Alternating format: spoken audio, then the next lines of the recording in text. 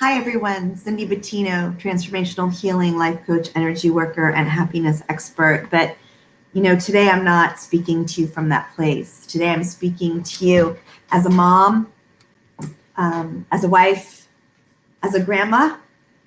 And one of the things that we always did as a tradition when my kids were growing up was after Thanksgiving dinner, I would read a book called The Christmas Blizzard. Can't even get it right. Here we go. By Helen Kettman. And I want to read it today to keep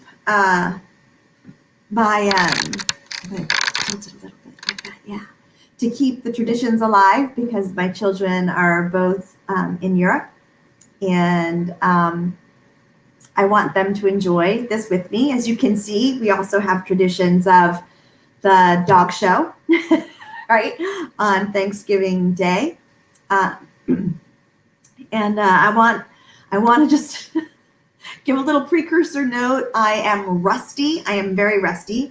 I haven't read The Christmas Blizzard in a while. And I used to also go to my kids' schools and read it to the kids at my kids' schools. So The Christmas Blizzard, and I'll show you some of the illustrations because the illustrations are just phenomenal. So this is the Christmas. I'm going to do this right. I'm going to get it right by the end. Right? Here we go. Don't get frustrated with me. The Christmas Blizzard. So I'll just stick it right up to the camera, right in front of my face. I don't care.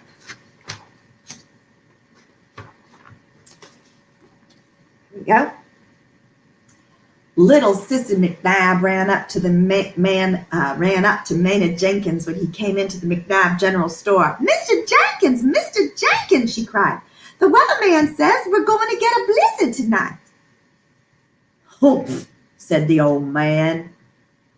That whippersnapper of a weatherman wouldn't know a blizzard if it tipped its hat and introduced itself.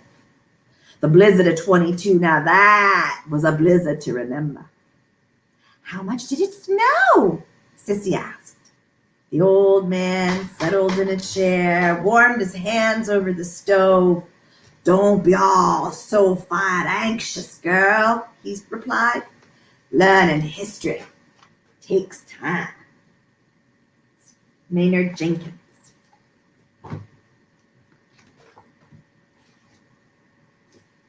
That year, the weather was crazy.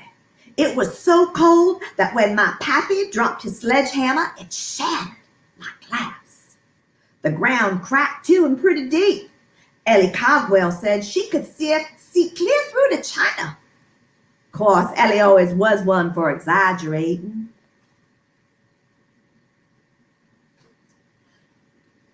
The weather was afflicting other places too. Up at the North Pole, why? It was as warm as Grandma's gravy. Palm trees were sprouting right and left.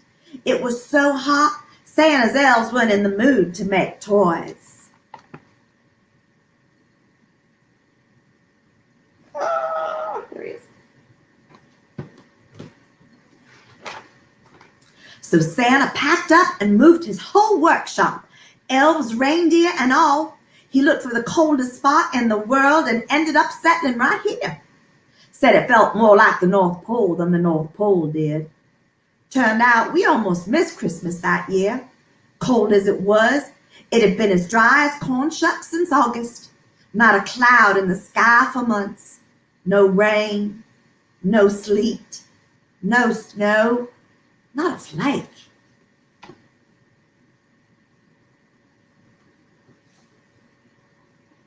No, go the other way.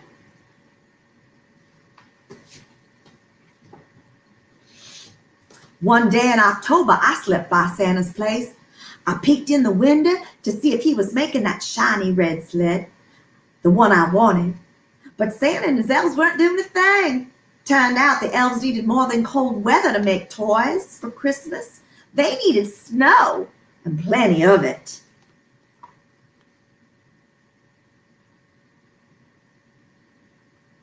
I looked up at the sky, and what did I see but blue?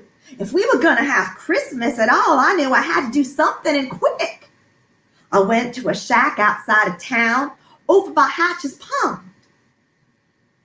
where old Miss Pendersnoff lived. It was rumored she could cast spells. I knocked, and the door creaked open.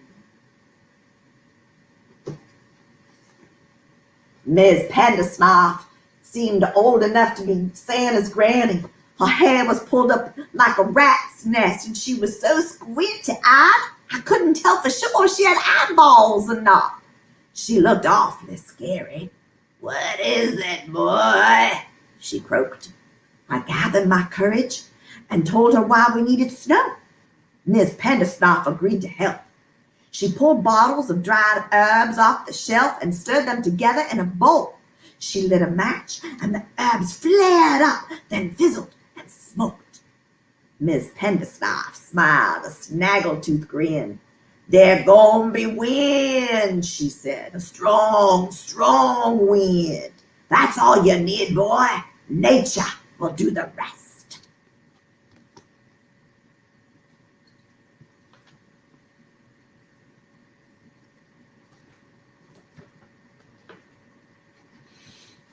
I was halfway home when the wind whipped up. Woo-wee! Did that spell work great. It lifted me and blew me all the rest of the way. That night, the wind howled and whistled, got stronger by the hour. By morning, frozen trees had shattered into firewood and blown into stacks. By afternoon, rain clouds had swept in all the way from Seattle, Washington. And then, as suddenly as the wind began, it stopped.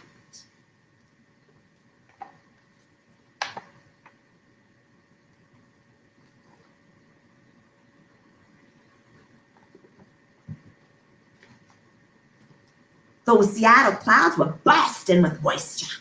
I figured it would start snowing right away. Santa and his elves must have thought so too, 'cause they perked up and started cranking out toys. But nature wasn't through with us yet. Those clouds looked heavy, but they didn't do a blessed thing. Later, in the dead of night, I heard a loud crash. Felt like an earthquake, and it threw me out of bed. And the racket sounded louder than one of those newfangled jet aeroplanes.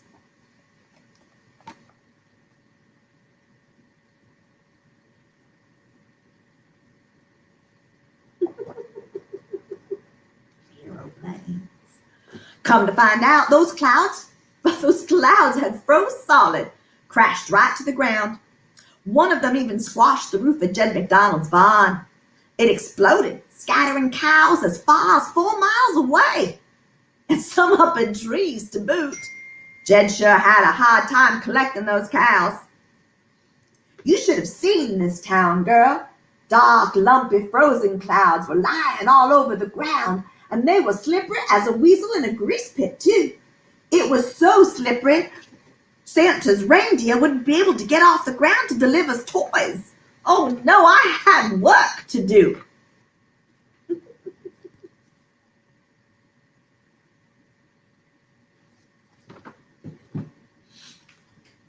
I decided to force those clouds back up in the sky. So I slid all over town, lighting bonfires with the frozen stacked firewood. Everyone pitched in and helped. Wasn't long before those clouds started thawing out, and when they did, they rose back up in the sky where they belonged. It kept the fires going round the clock till it finally got warm enough to snow. Oh, and by George, it snowed like there was no tomorrow. Flakes as big as dinner plates, flakes as fat as turnips, flakes rounder than a Thanksgiving turkey, flakes fluffier than a long-haired barn cat. Why, those Seattle clouds snowed up a blizzard for 2 whole weeks.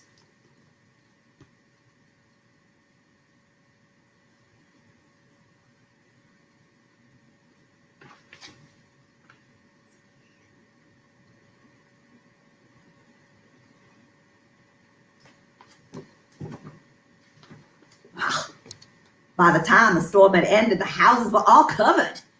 The doors were snowed shut. So we climbed out the chimney, and started shoveling.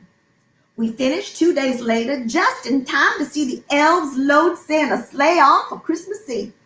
Those elves must have worked overtime because I never did see so many toys.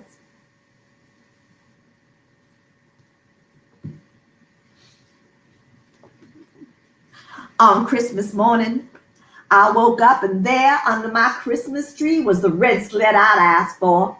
Old Miss Penderstoff, she got a sled too, and we had fine times racing down Dead Man's Hill. We sledded all spring and into summer.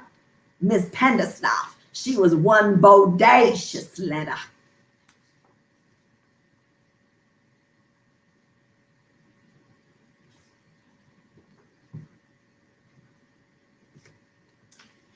It was because of Miss Penderstoff that the town got its new name. We had voted to change it from Waterville to Blizzard because of the storm. On Founders Day, Mayor Butterfrump was making the dedication speech when Miss Penderstoff, she came barreling down Dead Man's Hill. She crashed through the fancy new sign, smashing the B in Blizzard to smithereens. The mayor stayed cool as ice cream. Without blinking an eye, Mayor Butterfrump shouted, "Welcome to Lizard, Indiana." And that's been the name ever since.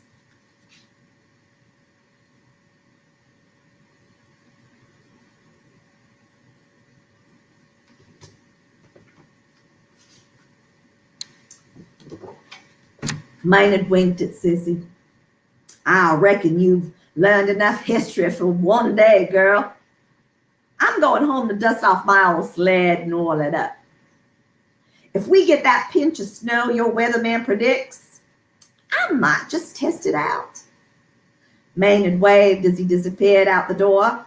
"See you tomorrow, Sissy, up on Dead Man's Hill."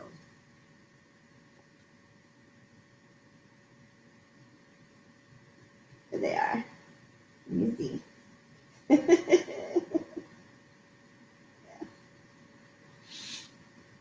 So thank you for joining me